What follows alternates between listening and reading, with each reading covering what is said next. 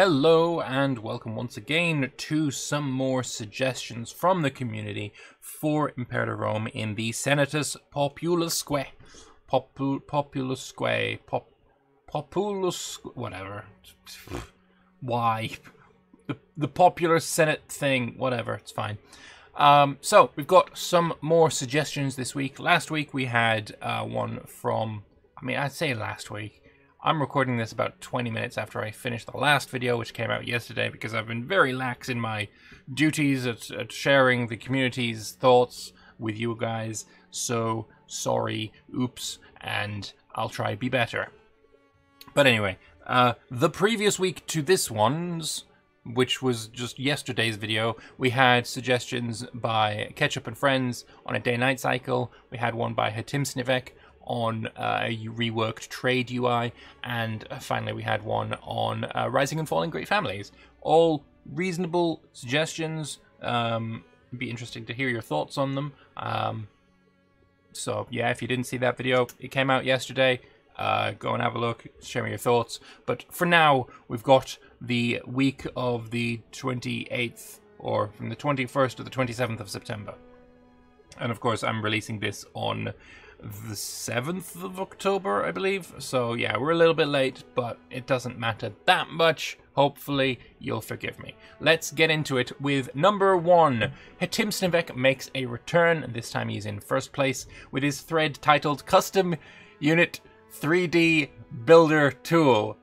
Oh my, I wonder where this came from. Let's have a look. So, would players like a custom unit 3D designer? I think the Great Wonders in Vitruvius would be a fun addition if it's balanced, but I think we all want the Autumn of War to arrive. I watched Lord Lambert's latest Dev Diary video and was inspired to reuse some UI elements and imagine what the custom unit builder tool would look like. I've seen some requests for changing the look of units for cultural flavor, since they're always marching all over the map. Why not allow the user to edit the look of their units? I just do this together and it needs some work. You'd have to choose a horse for your footwear, or choose a horse for your foot. I'm going to wear a horse on my feet. Nice. To get mounted ones for one. Okay, so this Dev Diary video. Let's just open her up here. Am I going mental? I got it open twice. Not good. This is actually really good. What do you think of my... There we go. Basically, I was very, very disappointed in the Vitruvius Dev Diary where they showed us the great works. I thought it was a pretty terrible idea. And I suggested that we reuse this kind of UI to create units instead. And Hatimsnivek has taken that and he's made a UI for it, which is, it's inspired. You know, no, I'd be very much down for this. Absolutely down for this. So let's have a look and what we've got. Firstly, we've got the cheeky helmet, because why not? Makes sense. Upper armor is Roman plates. Obviously, I would say that these in the game would be called like heavy armor and a heavy helmet, but they would be, localized to whatever culture you're currently playing as. So that would be a Lorica Segmentata, and what would be the helmet's name? I know it's a Gallic helmet, but I don't recall the exact name of what the Romans called it. But it doesn't matter anyway. It doesn't matter. The lower armor, I guess the little skirt that they've got. I forget the name of that as well. But yeah. Anyway, it's a pretty damn good idea, I think. And I'm maybe a little bit biased in this because it's my idea. But anyway, it doesn't matter anyway. But yeah, this would be the kind of exactly what I was thinking of. I would say that there would be a model, a 3D model that you would show here in the center, and then once you're changing the armor type, it would fit a new armor to the model, and then whatever model you ended up with, you could end up having marching around on the map looking exactly how you built it. It could look really stupid at times. There might be some really funky things going on, but I don't know. I just think it's a really good idea. So let's see what he has to say. The UI assumes there is a supply and demand system for trade goods, but you could simplify it and keep the magic infinite supply from one trade good for the major armor and weapon components. Yeah, having the build cost here is not something that I did say, but I'm totally down for. You know, if you're using a lot of heavy armor and lots of iron to create your warrior's attire, then a build cost of some iron would probably be good, and I would definitely like to see stockpiles of trade goods. That would be really cool. Something I want for a trade rework in the future. So yeah, I like that. Magic infinite supply from one trade good it really annoys me, but yeah. There needs to be a class selector, light, heavy, etc., which could change some categories. For example, footwear versus mount, available weapons, etc. I'd also like units linked to a pulp versus generic manpower we have now. Agreed. Linking pops to manpower more closely would be really nice. Thank you very much. The build cost would need to be balanced for a self-supplied army versus an army supply like with the Marian reforms, and you'd love to see levied units versus the current standing army, which would require the build cost to be adjusted. Hearts of Iron 4 equipment production system would be too complicated for Imperator Rome. Yes. I'm trying to remember what the Hearts of Iron 4 equipment production system is like. Again, I don't play too much Hearts of Iron. Maybe. Would the army designer like OI4's division designer make sense in the ancient era? Don't know. Don't play too much Hearts of Iron. Sorry. Is this too complicated without enough benefit to justify the development CPU processing resources? I don't know how much CPU processing resources it would need, if I'm being perfectly honest. You're basically making models up of various pieces. You put the pieces together, and then the pieces are moving around together. I don't see there being too much in the way of extra resources needed for that. But I'm not a code god, so I don't know the idea. I don't know how it would actually work. So many things in Imperator are simplified that this might be way too drastic of a change, but I found it interesting and thought I would share it with my fellow senators. Maybe Imperator just needs a few pieces from Stellaris, the ship designer for units, and Hearts of Iron, division designer for armies, to combine the full power of Paradox Grand Strategy games and become something better than its parts. There's a funny joke in there somewhere. How feasible would custom units in Imperator be, and would you enjoy having them in the game? I would very much enjoy having it in the game. I wouldn't have made a suggestion if I didn't, so I'd like to know your thoughts as well. Why not? But yeah, thank you for sharing this, Hitim Snivek, and making this gorgeous UI. That is fantastic. Thank you very much. Alright, let's go and have a look at the second placed entry. Desperately Needed Immersive Diplomacy, written by The Goldfinch. Let's have a look and see what he has to say. I'm really surprised none of the updates featured any meaningful changes to diplomacy and international politics, which in my opinion should be the most important aspect of the game. Stop you right there. I wouldn't say it should be the most important.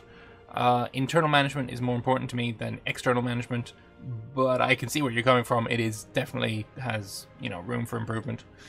In my opinion, the main problems as of now are meaningless expansion. Does not really matter where you expand. You don't have to worry that some great power might want to contest your claims. Zero flavor in regional rivalry and no fighting for spheres of influence. Great powers just slowly and randomly eating weaker states. Casus Belli are boring and they don't match ancient reality. I think that's all. They're all fair arguments to make. I present my idea in 3 parts: meaningful conquests, meaningful relations, and meaningful rivalry. So, conquest, relations, and rivalry, and all meaningful. Great. It would be based on the provinces of interest mechanic, like what we have in EU4, where you can set what you're interested in. I hope not. Let's see what he says. Provinces of interest is something your people think you should conquer. It's not up to you. If you're a very popular ruler, perhaps you can influence it to some extent. For example, Roman citizens think Sicily should be conquered, not Switzerland. It should be determined by economical, cultural, and political factors. They will highly disapprove if you pay with Roman blood for some villages in Switzerland. You should lose stability and popularity for diverting your nation's resources to conquer something your people don't want to have. Is there much historical precedent for this?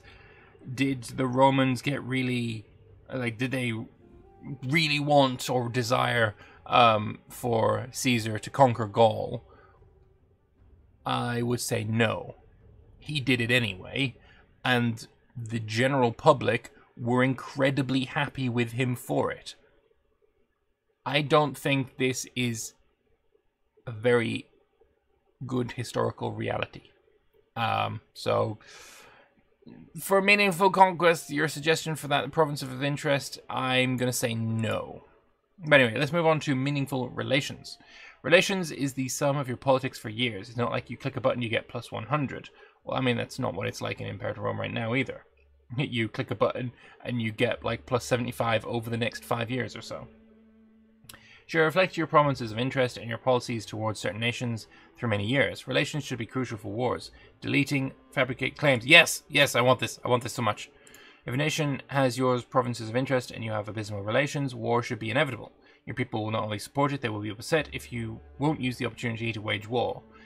I don't know about that. I mean, the people didn't really have that much say as you kind of think that they do. They're not... Were people really clamoring for war? I mean, I don't know how realistic that is, to be honest. I mean, I like the idea of, you know, your relations with other nations being this kind of malleable thing where, you know, a war being inevitable because of declining relations sounds really cool. But not to the point where the plebs who are just going about their day are like, you know what? Our nation, Rome, or whoever we are, I'm really fed up and sick and tired that we're not going to war with the fucking Macedonians. Really pissed off about that. I'm gonna be less productive at my job until my consul, whoever it is, decides that we're gonna go to war versus Macedon. Yeah, I don't see any historical reality in that. Sorry. Anyway, rivalry. Let's see if you can make it up with the third point. Your rival is who has the most provinces of interest with you in common. It's quite simple. If they own your provinces of interest or you own theirs, fun starts when independent nations own a province both you and your rivals have interest in. Your rival attacks it. The nation, if it's weak, has the option to call you in to intervene. Just because it's your province of interest, nothing more is required. If you are strong enough and at peace, your people will want you to intervene. They'll be upset if you won't. Again, disagree, don't agree with that. The people don't really have that much say. If you accept and are strong enough, you will take leadership in the war. If you successfully defend them, you have the option to limit independence of this nation to some extent. Weak, independent nations become your friend despite having your provinces of interest. Alright, we can become sort of protectorate after years of friendship. You should be able to dictate their foreign policy. With strong nation, conflict is rather inevitable. These changes, in my opinion, should make conquest in international politics more meaningful, fun, and historically accurate. Solid disagree on that one. And dynamic. Wars should rather start by you dynamically reacting to your rival's actions, or your rival to yours. Even attacking easy targets should sometimes result in long and unexpected wars. There should be less wars, but more impactful. You don't have to declare war for every single city-state. They are a province of interest and no great power contest it. They should peacefully accept becoming protectorates. Thanks for reading. I'm fully aware it's not a detailed plan and more like a set of ideas. I mean, I'm fine with just a set of ideas. I just disagree with your ideas, if I'm being honest. Yeah, I'd like to know your guys' thoughts, though, because, I mean, there's 30 upvotes here right now. So, it's not something that people hate, but at the same time, yeah, I'm not fully sold on really any part of it. I had 25 positive votes at the time. Yeah, interesting, but I think very flawed. Alright, and finally, we've got a suggestion by a friend of the channel, Toady, who has some changes for the Republic and Senate mechanics. Let's have a look and see what he has written. And as per usual, Toady, I think, has written quite a lot. Oh god, my poor throat. Alright. So, the problem. The rework of the Republic and Senate mechanics in 1.5 uses some significantly abstracted concepts that can be easily seen as unintuitive. Approval needs and deserves to be framed with more events, particularly around elections. For example, one might expect approval to quickly recover from a low point after an election, but this is not the case, and the meaning of this is opaque at best. If the player takes actions that reduce approval of the party, like arbitrary imprisonment of party members, the faction approval drops. If the next elected consul is from that same faction, their approval will start increasing, but it's not an instantaneous change. It can get a quick bump if the party tries to force their agenda through and the player chooses to not veto it. However, the timing of this happening is randomized. All the while, the reasons and meaning behind the low approval that lingers from previous terms is opaque. Is it supposed to symbolize the faction's approval of executive actions as such, or to symbolize perceived legitimacy of the ruling faction? Yeah, he's got a point there. If the populares are pissed off at you because you imprison some populares, but then the populares get power, why are they still pissed off with you? It makes absolute sense. Yeah, no, that is indeed a problem. So the suggestion is a series of dynamic events that consistently trigger after elections that may take into consideration various factors, but most importantly, the approval and influence of the faction of the and the overall approval. So click on make good. Okay, fine. So if the consul's faction approval is very low, the faction embraces the new consul. Faction and consul abandons previous objections to executive action. So, plus 20 approval with the consul's faction, negative 20% senatorial influence for all faction members for 5 years, plus 3 corruption for all faction members. The consul loses money or holdings, becomes friends with the most powerful faction member, or consul betrays his faction, allies with the opposition. Consul faces consul's new faction, embraces him with open arms, and gleefully smiles. Can history of ancient republics be interpreted as ever happening? Don't know. All right. So the consul can switch party to the one with the highest influence and approval. You get negative prominence, negative popularity, negative prestige, more corruption, and he gains money or holdings. The old party will lose approval, have a lower approval over the next 5 years as well, and more influence for all faction members for the next 5 years. All right. New leader of the old party has more influence, more popularity, more prominence take, more popularity take, and becomes a rival.